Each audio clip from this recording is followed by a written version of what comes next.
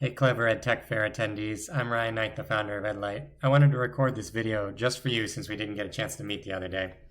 I founded EdLight based on my experience running schools in Boston, Lawrence, and Springfield in Massachusetts. And like a lot of you, we raced to adopt online assessment over the last decade, and our results actually got worse.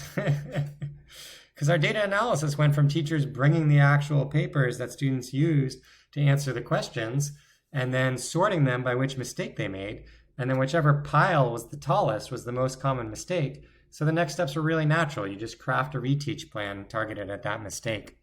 But when we shifted to online assessment, our data analysis shifted to teachers looking at these red, yellow, green pie charts and being like, what is this?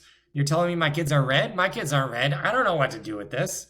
And so we'd be digging through the recycling bin to try to find the scrap paper that teachers use to answer the test. So I founded EdLight to try to help schools have some of that missing infrastructure to really focus on student thinking at the school level.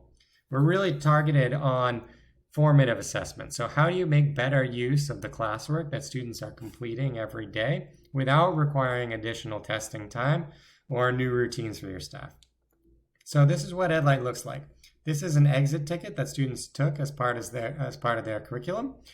And these pictures got in here by students holding their work up to their Chromebook screen, and then our software will capture it, clean it up, give teachers some tools to organize it and give feedback on it.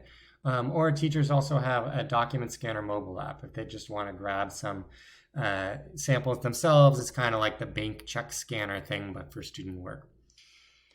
You can see that teachers are able to create exemplars, which really helps with lesson preparation. So if you're going into the lesson and you don't know what you're looking for, it's really hard to give effective feedback or anticipate what students are going to produce. So we're really encouraging teachers to create exemplars.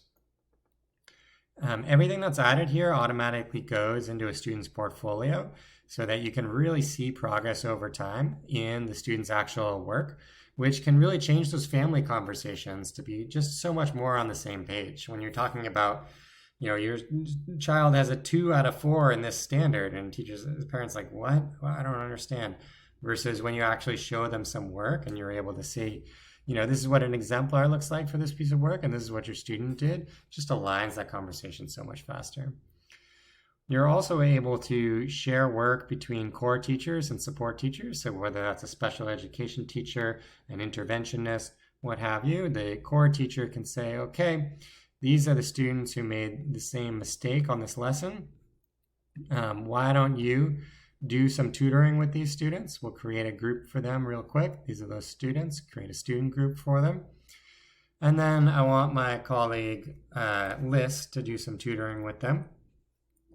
And that person will get an email with a link to where they'll be able to see the work that the students did in class. So this really helps focus those supports on the grade level work.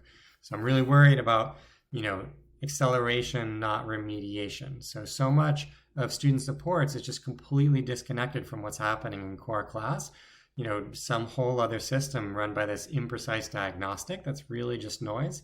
If you just do more rounds of feedback and revision on the grade level work, kids can really surprise you. So we're really excited to support that use case here. The other use case that we're really excited about supporting is PLC meetings and data meetings. So the ability to come together and talk about student work and compare it to a standard. So you can share work to a meeting as well, select all the work or a subset of the work and share it. And then teachers are able to create flexible teams that allow them to say, okay, these are the people who are going to collaborate on this student work, and this is the meeting that we're going to come together and collaborate on. Can add standards. We brought in the coherence map from Achieve the Core, so you can really come to understand the standard and the dependent skills behind that standard.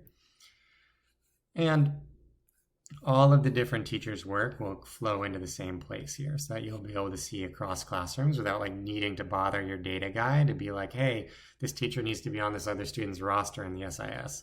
They can just create their own teams in order to be able to do this flexibly. And then they can also create work sorts. So these work sorts are a way for you to do that same process that I was talking about with stacking papers into high, medium, low, or by misconception. And the combination between having the exemplar, the standard, and then the sorted work is what teachers really need.